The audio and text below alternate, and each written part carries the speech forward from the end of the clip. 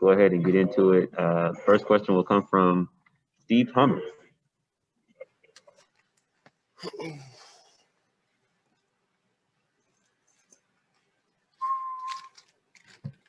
We ready?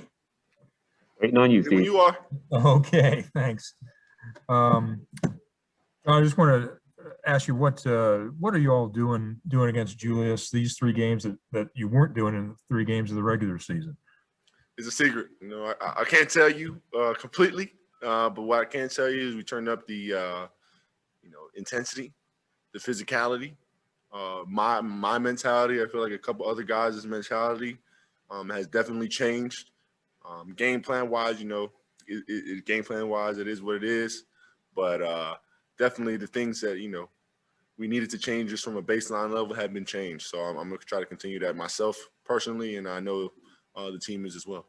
Do you sense he's getting frustrated at all? I really don't care. I hope so. Okay.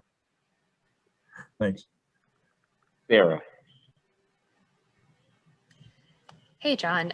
Just how much did you feel like you needed to come out and bounce back, just individually after that last game? Oh yeah, tremendously. Obviously, just from a team perspective, but I feel like I'm letting my team down when I have performances like that. So it's every bone in my body, tonight, egg me on to try to play the right way and be more productive for my team. Without making you talk about fouls and that stuff too much, is there anything that you adapted from game 2 to game 3? Yeah, I definitely tried to. I definitely feel like, the last 2 games have been tough for me on the fouling end.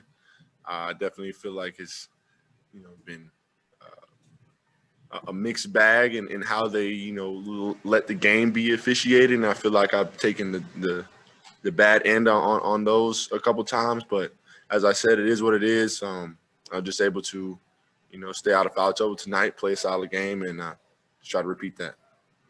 Last quick one for me. Just what is the feeling like out there when you guys are shooting the way you are in front of a crowd like that you haven't played in front of at home in a while? Yeah, always great to see the Atlanta faithful. And for me, it always just juices me up just to be out on the court, to hear those fans cheer, to see guys making the right plays and hitting those shots. It just keeps my adrenaline pumping on the defensive end as well as, the offensive end.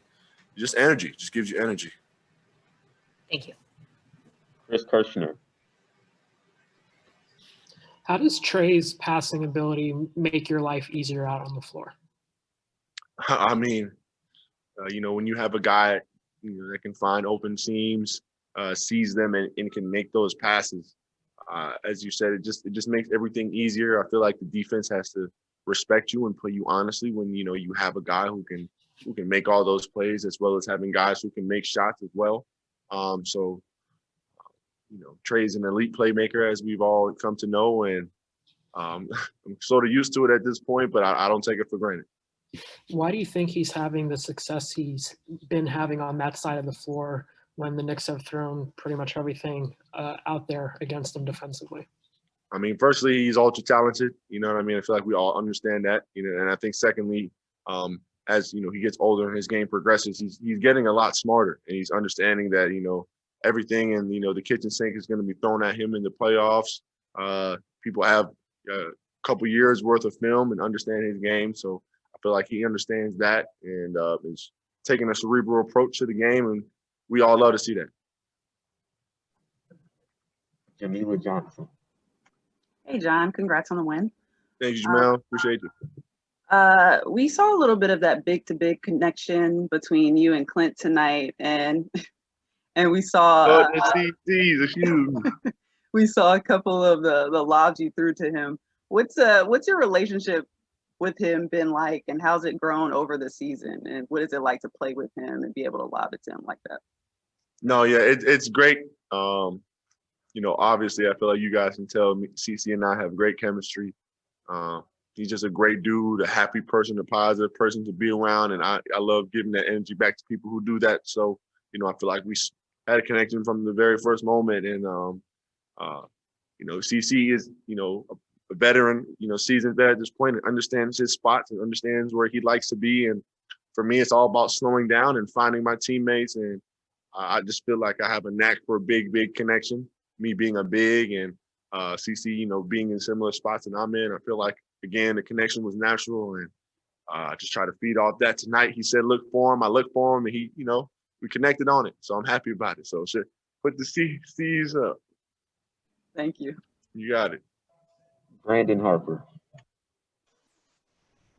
Hey, John, I know you touched on it a little bit. The back and forth with one Julius Randle, the friendly conversations that you all have on the floor. What's it like to be able to, use those little antics during each game as fuel when, a lot of young teams, it can kind of, take away from their confidence. So what's it like to, how fun is it to have those friendly conversations with somebody like Julius Randle? No, I love it. Julius is a great competitor. So I feel like I definitely wouldn't, be talking to anybody who's not worthy of it. But I love it. You know what I mean? I'm not going to back down from anybody. I'm just as much as a competitor as anybody. And that gives me juice. That gives me fire. When somebody's out there talking to me to play that extra, play that much harder. And I love it. Just a few more. Kevin Chenard.